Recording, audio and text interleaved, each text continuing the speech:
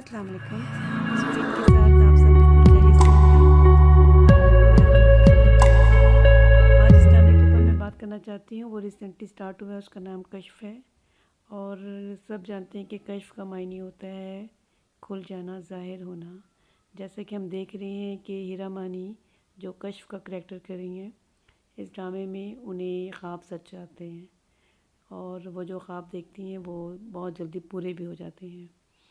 इस ड्रामे में एक माँ के दो बेटे दिखा रहे हैं, एक फयाज़ जिसके दो बच्चे हैं, एक वजदान और एक उसकी बेटी, और वो एक अलग घर में रहते हैं। और दूसरा उनका बेटा इम्तियाज़ जिसकी तीन बेटियाँ और माँ भी उसके साथ रहती है माँ भी उन्हीं के साथ रहती है, यानी अपने छोटे बेटे इम्तियाज़ के साथ।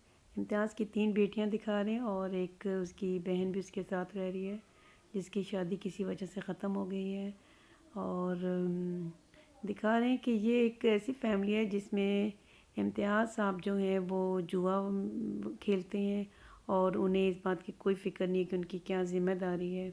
उनकी तीन जवान बेटियाँ हैं और एक बड़ी बेटी जो कश्फ है वो बच्चों को शाम के वक्त ट्यूशन पढ़ाती है, और जो उनकी बहन है वो बाहर जाती है, नौकरी करती है और उसी की कमाई से ये घर चलता है।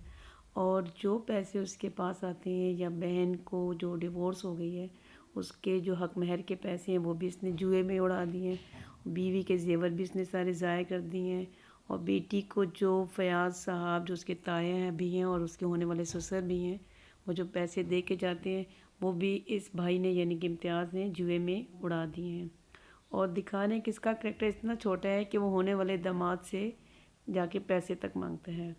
और जो पप्पू हैं दिखा रहे हैं कि वो इस हद तक के टीज़ करते हो रही हैं कि जिस बंदे ने उसे तलाक दे दी है वो उसे रास्ते में मिलता है और उसे कहता है कि मैं तुम्हें घर छोड़ आता हूँ, तो वो बेचारी घर आके रो रही होती है। तो हमारे माशरे में दिखा रहे हैं कि एक औरत किस किस तरह से तकलीफ़ उठाती है। जैसे कि दिखाया है तीन बेटियाँ, ठीक है, जो बड़ी है वो ट्यूशन पढ़ाती है और जो उसकी मदर है उसके मतलब जो फादर हैं इम्तियाज़ साहब, वो किस तरह से अपनी बीवी को गुस्सा करते हैं जबकि उनकी ज़िम्मेदारी है घर को चलाने की। वो बेचारी कितनी मुश्किल से घर चला रही है, जो नंद पैसे ला के देती है।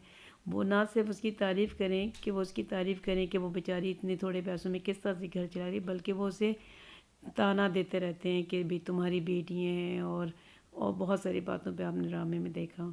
और ना सिर्फ वो अपने मियाँ की रवैये को बर्दाश्त कर रही है, बल्कि दिखा रहे हैं कि वो अपनी सास के ताना और तंज को भी बर्दाश्त कर रही है। और जब वो उसकी होने वाली जो समधन है, जो बेटी को उन्होंने अपनी जेठ के घर में रिश्ता किया हुआ है, वो भी आके जब सुना के जाती हैं तो इसी बेचारी औरत को सुना के जाते हैं। तो एक औरत क्या क्या हमारे माशरे में सह रही होती है, साथ साथ ये भी दिखा रहे हैं इस ड्रामे में। फिर दूसरी तरफ ये दिखा रहे हैं जो औरत अगर किसी तरह से भी उसके पास कोई पावर है, कोई ताकत है, तो वो किस तरह अपने से छोटी या कमज़ोर औरत को तकलीफ़ में रखती है या तकलीफ़ देती है, ठीक है। जैसे कि फयाज़ साहब की मिसेस जो हैं, जो वजदान की माँ हैं, वो किस तरह से जो कश्फ है उसको बुरा भला कह रही होती हैं। जब तुम्हारा बेटा छत पर जाता है मिलने के लिए तो अपने बेटे को रोको, वो ये नहीं करती, वो बल्कि कश्फ को बुरा भला कहती हैं। और इसी तरीके से वो अपनी देवरानी जो कश्फ की माम है उसको बुरा भला कह रही थी कि वो भेज देती हैं कमान भी मुझसे कर्ज़ लेने के लिए, ठीक है। माँ बेटियों को भेज दे, कभी माँ आ जाती है और कभी बेटी, लेकिन वो ये नहीं सोचती कि ये मजबूर हैं बेचारी औरतें, इनका काम नहीं है। गलत काम तो भी ज़ाहिर है इम्तियाज़ साहब की ज़िम्मेदारी है कि वो घर चलाने के लिए पैसे लेकर आएँ, ठीक है। और जबकि वो जुआ खेलते हैं तो इन बेचारी औरतों का कोई वो नहीं बनता। लेकिन एक औरत दूसरी औरत की तकलीफ़ को नहीं समझ रही, वो भी ये दिखाया है। और कश्फ को दिखा रहे हैं कि जो वो ख्वाब देखती है वो पूरा भी हो जाता है और बहुत जल्दी पूरा हो जाता है। जबकि इसमें दिखाया है कि एक ख्वाब उसने देखा जो वो फौरी तौर पे पूरा हो गया, फिर दूसरा कि उसकी जो न होने वाली नंद थी उसकी शादी नहीं होती, तो वो तो मतलब शादी वाले दिन वो दिखाते हैं कि बारात आती नहीं है या बारात वापस चली जाती है। और जो कि ख्वाब में बाद में दिखाया दूसरी केस में कि बारात वाले दिन ही उस लड़के का इंतकाल हो जाता है।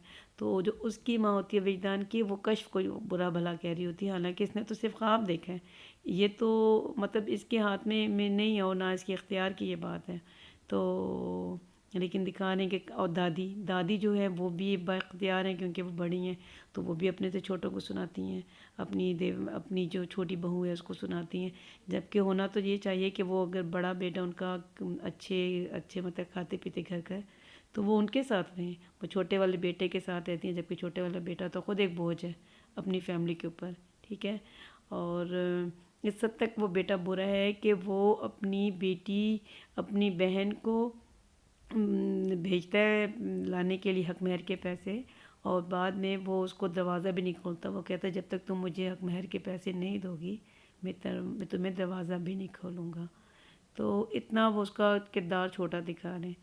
پھر اس میں ایک اور دکھایا ہے مختلف کریکٹرز ہیں اور جو مختلف طریقے سے دکھا رہے ہیں کہ ایک ہی گھر میں رہنے والے لوگ کتنا مختلف طریقے سے سوچتے ہیں، اور یہ ہم عام زندگی میں بھی دیکھتے ہیں۔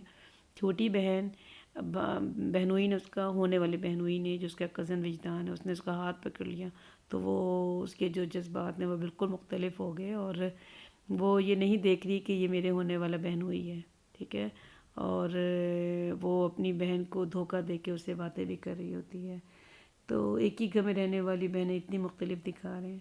اور دوسری بات یہ کہ بعد میں پھر چھوٹی بہن کے ساتھ ہی شادی ہوگی جیسا کہ کشف نے خواب میں دیکھا، تو دیکھیں آگے جا کے پھر کیا ہوتا ہے۔ اس یقین کے ساتھ آپ لوگ اپنا خیال رکھیں گے۔ اللہ حافظ۔